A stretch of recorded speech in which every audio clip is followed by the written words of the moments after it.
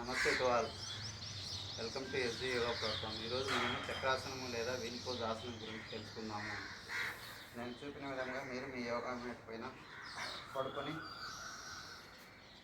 మీ రెండు కాళ్ళను మీ buttock side దగ్గరగా తీసుకొని వస్తూ అదే సమయంలో మీ రెండు చేతులను మీ అరచేతులను యోగా మ్యాట్ పైన ఆనించి మీ టోటల్ బాడీని నడుమును పైకి లేపుతూ మీ బాడీ ఆకారమును నేను చూసిన విధముగా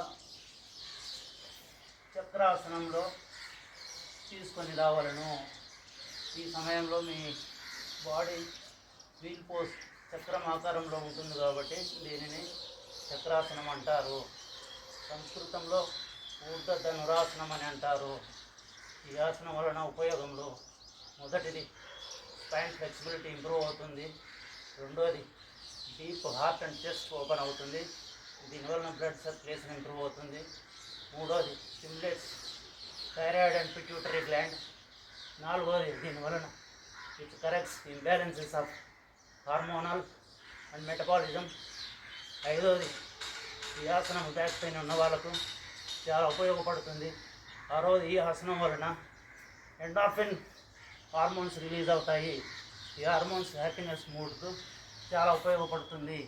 ఈ ఆసనము బ్యాక్ పెయిన్ ఇంజురీస్ ఉన్నవాళ్ళు, నీ ఇంజురీస్ ఉన్నవాళ్ళు చేయకూడదు. Thank you for watching my video. See you again in next video. Those who cannot understand my Telugu, please watch, please read my English captions for better understanding and clarity. Thank you.